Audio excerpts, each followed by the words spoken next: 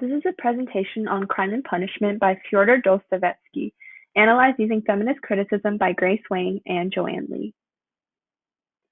Crime and Punishment is a book that delves into the psyche of the male main character Raskolnikov, who also narrates the majority of the novel.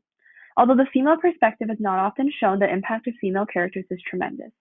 Their roles within the plot are both traditional and non-traditional, and key characters have a huge impact on Raskolnikov's crime and his journey towards redemption. A few major observations can be made about women in Crime and Punishment. First, women in the novel tend to suffer as a result of the economic struggles of men. Sonia is one of the main female characters in the novel. Her father, Marmeladov, is an alcoholic who loses his job and fails to support his family. She then takes on the non-traditional female role as the provider for the family, choosing to bear the burden of his economic ruin by entering prostitution. Alnya Ivanova is a pawnbroker who is described as rich as a Jew by men around her, although she wears flannel rags and a jacket that is completely worn out and yellow with age. It's clear that even though she may have money, it is not as much as the men around her exaggerate it to be, and that she has earned her wealth through frugal living. Rather than respect, though, as would be customary for a man, she's met with contempt, even from men poorer than her. Hungry and impoverished, Raskolnikov dreams about a peasant beating his mare to death, shouting, "It's my goods!" Economic power over someone implies that they can control their death. Raskolnikov, although he is Alnya Ivanova's economic inferior, kills her to assert his power and to remove obstacles to his delusion that he is the all-powerful and omniscient Ubersmec. Marfa Petrovna marries the impoverished Svidrigailov, bailing him out of debtor's prison. Unlike traditional husband-wife relationships, she is Svidrigailov's economic superior. In the novel, Svidrigailov complains to Raskolnikov, saying, "She kept a document against me, in somebody else's name, for the 30,000, so that if I ever decided to rebel at anything, there'd be a trap right there." Angry that he is economically inferior to a woman, he continually physically abuses her for 6 years until she surrenders and gives up the document, money, and the deeds to her estate. Although it is never confirmed whether Svidrigailov killed her despite the rumors of poison and beatings, it is clear that he no longer has any use for her. He goes after their governess, and after the scandal and the loss of her wealth and thus her power, Marfa Petrovna is left to die. Even though women do play the traditional role of a victim, several also held the non-traditional role as an economic superior, however briefly.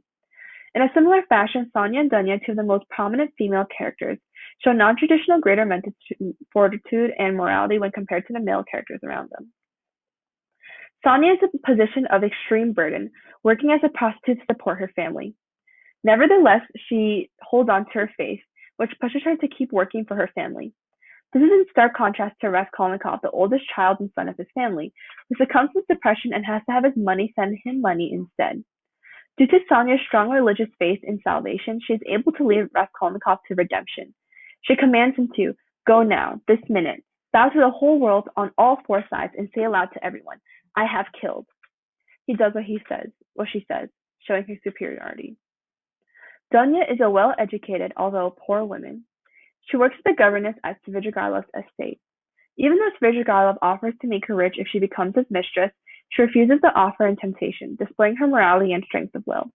When Svidrigailov approaches her again, offering an ultimatum to save her brother along with a threat to rape her, she again shows her mental fortitude by bringing out a gun and pointing it at him. She has the resolve to defend herself. However, her moral purity is what allows her to refrain from committing murder, which provides a huge contrast when compared to her brother. Her moral purity and mental fortitude is what ultimately defeats Svidrigailov, who lets her leave unscathed and commits suicide soon afterwards.